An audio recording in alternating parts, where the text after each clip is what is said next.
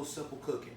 Today I am going to go over with y'all guys how to cook the perfect tomahawk steak.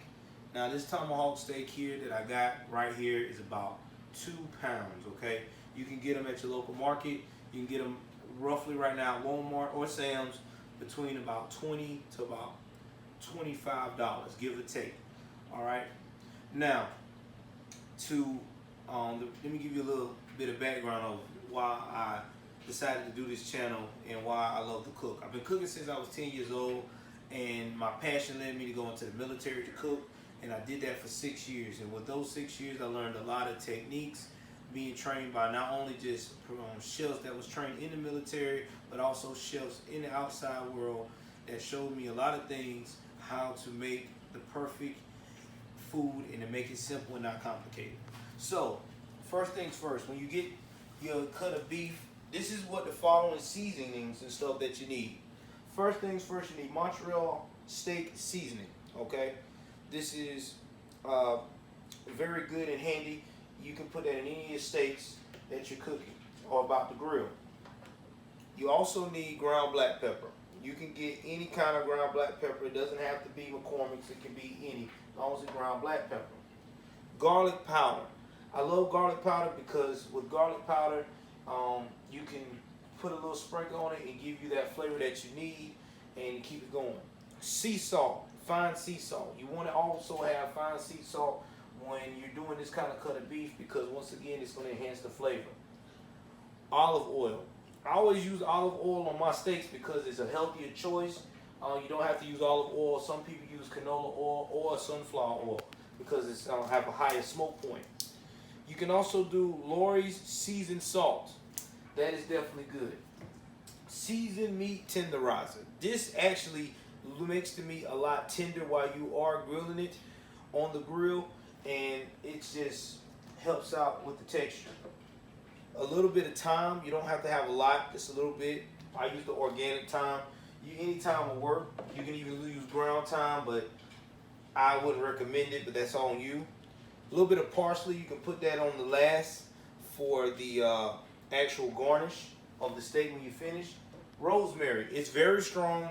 You don't need a whole lot of rosemary. You just need a little sprinkle, enough to get by. The rosemary is just basically to complement the thyme.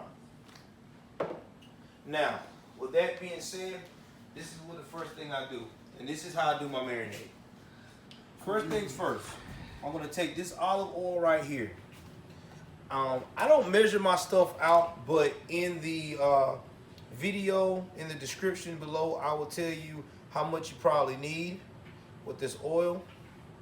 I would say about 2.5 tablespoons of oil that you need. You don't need a lot. What you want to do is you using this part of the oil to actually help trap the seasoning and flavor in the meat. That's why you use the oil on the meat first, because that's what you want to do. You don't want to have bare seasoning on the meat to marinate and it doesn't stick in there and penetrate. That's the first thing you want to do. You want to do this because with that oil, it just helps open up, helps with the pores of sticking it to the meat, especially when you're putting all these seasonings on there. First things first, after you oil both sides of the meat, make sure that it's got that light coat of oil. The first thing you want to do is you want to season it with sea salt. Now I like you season it with the sea salt first. It just builds that base. So you take the fine sea salt. You can use fine or regular sea salt, and you just lightly coat it. What you're trying to do is you're trying to get it seasoned. You just pat it in there on both sides. There you go. Then after you do that, you got the salt on there. Then you're gonna go with the garlic powder. want to coat it enough that it wants to bring out the flavor. Always remember, guys, if you don't like any of the additional seasons that I am putting on here, always remember you can never go wrong with salt, garlic, and black pepper. That is like the 3 basics of any meat that you're going to cook. If you're not sure how the flavor profiles are going to come out, and you just want to make sure you do got a good, decent product, always remember you can go with those. Put a little bit right here on this fat meat right here. That's what you want to do. Now, we're going to get some of this black pepper.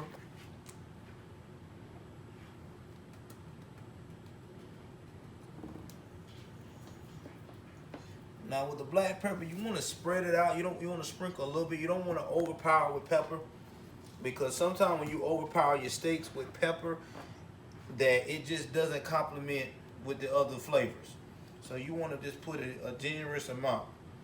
I always like hitting it from underneath, because it just gives it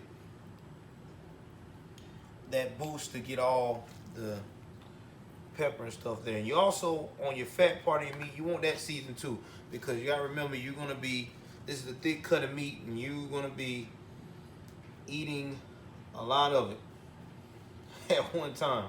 So you want to make sure you get those flavors in there, all on there. So now after you got all that, then what I like to start to do is, after I got all those 3 basics on there, I like to get the Montreal steak seasoning. Now when I do the Montreal steak seasoning, I like to coat it a little bit. Now when you want to coat it, I usually use this, and you just coat it where you are covering the meat, and you're going to rub this in. This is like a rub. That's basically what you're creating right now, is a rub. Now my next video, when I do another tomahawk steak, I'm going to show you the recipe on where you can also use not only just this rub, but you also can use the barbecue sauce that could go perfect with the rub, the homemade barbecue sauce. But that'll be on another video. But for right now, this is just to make the rub. And that's what you're doing. You're making a rub of a flavor profile. So whoever eats this steak, or you're going to eat this steak, you're going to get nothing but robust flavor. That's the whole thing. Give me 1 minute, let me rinse my hand off. But it gets messy, guys, when you're doing these seasonings. It gets real messy. Now, what you're gonna do is, this is Lawry seasoned salt. Now, I know you already got salt on it. You're probably saying, why am I putting more salt on it? This Lawry seasoned salt, what it does is, it has paprika in it, and it has a little bit of that garlic powder that I was talking about, and it's got a little bit of onion powder. And a lot of people don't like onion powder on these steaks. So when you use this, what you're doing is you're gonna do a light season. You're not gonna do a heavy, because you're already gonna have a meat tenderizer, and a meat tenderizer is basically almost like the same as the Lawry seasoned salt, but the meat tenderizer actually makes it a little softer. So you don't want to put too much salt on this thick cut of meat and make it salty. So that's why you want to lightly season it with the Lawry seasoned salt. Now, meat tenderizers, seasoned meat tenderizers, you don't need a special name brand. You can get a little bit of those right here and put it on there like that. Again, you're going to pat, make sure it's rubbed in. Now, here's the fun part, what I talk about. Now, the thyme and the rosemary. Now, I'm going to use thyme first. Now, with the thyme, you don't need to use a whole lot of thyme. A lot of people make a mistake when they're doing cuts of meat. They're overpowered with thyme. You don't need that with thyme. Thyme is a powerful agent, flavoring agent, and all you need is a little bit. You don't need that much. You want to sprinkle just enough. See, lightly sprinkle. You don't need a whole lot. That's where a lot of people mess up at with their steaks. They try to overpower it with the thyme, and next thing you know, you're canceling out your other flavors that you done worked hard in. Do a little bit of rub right here with it. Like I said, a rub. Now, I like rosemary on mine. Some people don't like rosemary. Rosemary is optional for the steak. You don't have to use the rosemary. That's just something I like to do. You take the rosemary and just do a little bit of sprinkle like this.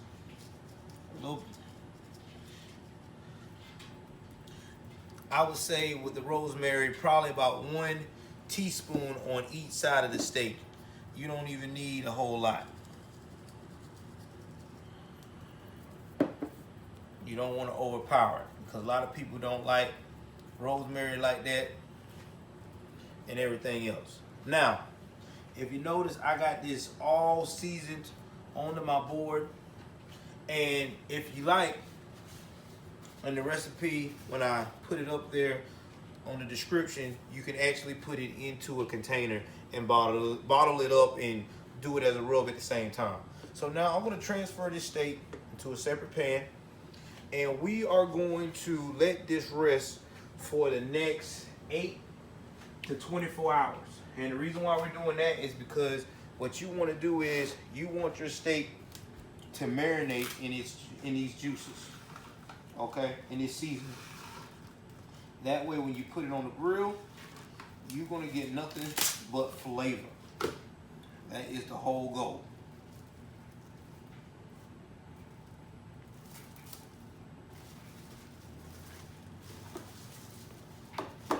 Wrapping it up. We'll wrap it better than that.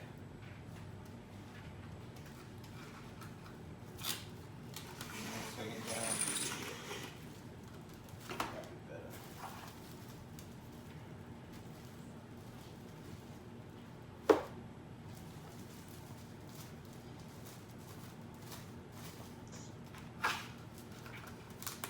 You want to get a tight seal on it.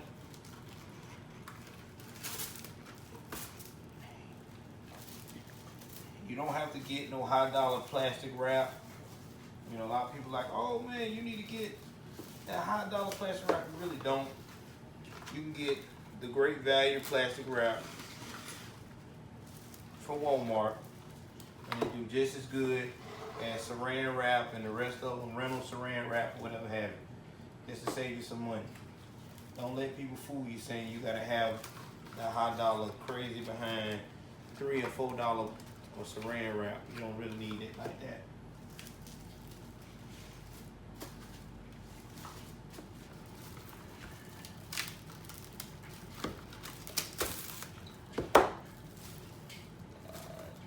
Ain't got the best wrapping in the world today.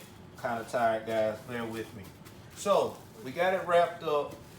It's going right into my refrigerator. I'm gonna put it right here on my bottom shelf. And I'm gonna come back and check on this steak magically in about 8 to 24 hours from now. So watch as we magically appear in that time. All right, guys, I am back. So this morning I woke up, getting my grill prepared to do the rest of my meats. Now, to do all of this, what I have done is I've set what you call a 2-zone. You can't see it right now because I have the bag that I'm going to use to start the grill with covering up. But a 2-zone is basically when you take half of your grill with nothing but charcoal, you stack it up, you soak it, or you can do the instant match. Me, I got a little bit of instant match and regular charcoal with a little bit of the lighter fluid. And I am going to make this a 2-zone. Basically means I'm going to have one side where I can sear my meat, and then the other side is where it's going to cook off after I get it with some sear. So my thing is now, what I'm going to do is I'm going to get it hot.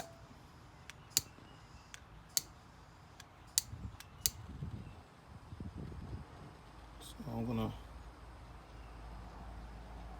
start by lighting this bag up here, different zones.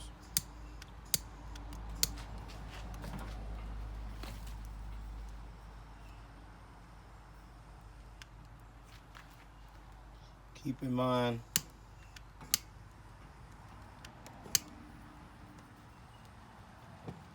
I'm gonna start it so that way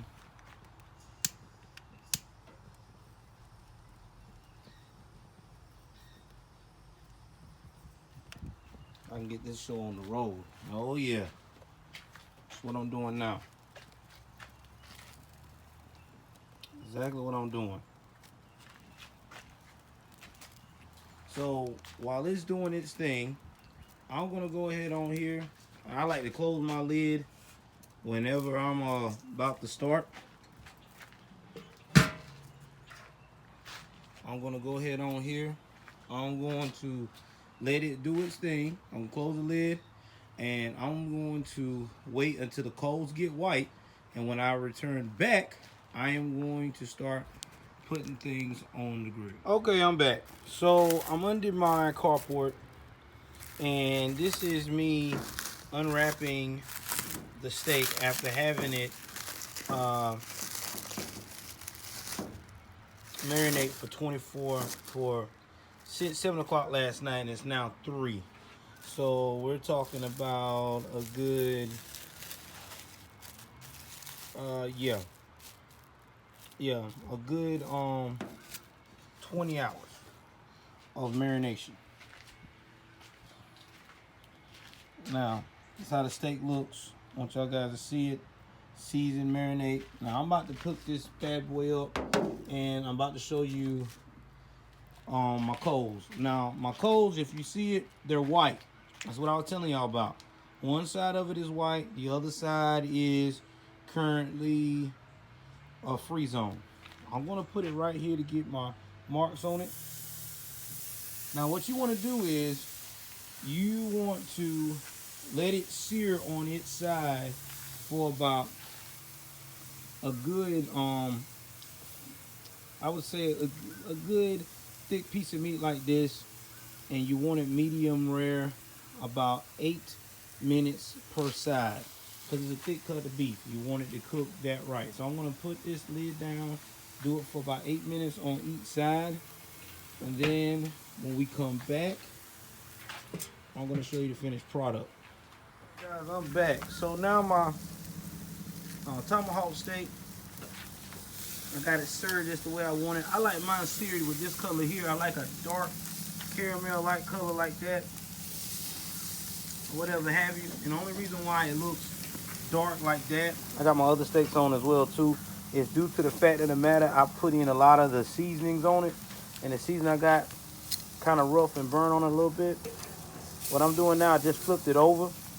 Like I said before, I'm gonna let it sear on there for another 8 minutes like this, so I can get that nice caramel look just like that. And then you're definitely going to see how it comes up. Now these other steaks I got around here is my ribeye steaks.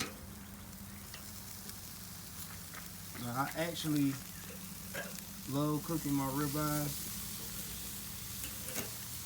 the same way.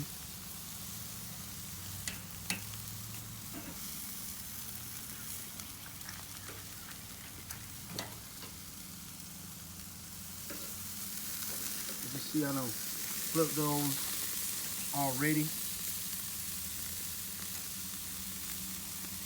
This one right here, it can get a little bit more tint to it. But that's what I'm gonna do next. So we're gonna come back as soon as it hit that 8 minute mark, and I'm gonna show you the finished product. Okay guys, I am back. So if you can see now, it is off the grill. And this is how it looks. Look at that tint right there. Now, I'm about to attempt to cut it while filming. Give me 1 second here. See how it looks. Oh man, look at that. It's medium rare. Look at that right there. Medium rare. Ready to go. If y'all like what I did, don't hesitate to follow me on my new channel, Joe's Simple Cooking. Okay. Also email me at Joe's Simple Cooking as well, and I will also be having a Cash App in the description so you can donate so we can continue to make good food like this for you guys. And soon enough, if everything goes as planned, we'll also be having t-shirts and things of that nature, merch as well for you soon. Thank y'all very much, and let's keep cooking and grilling, baby.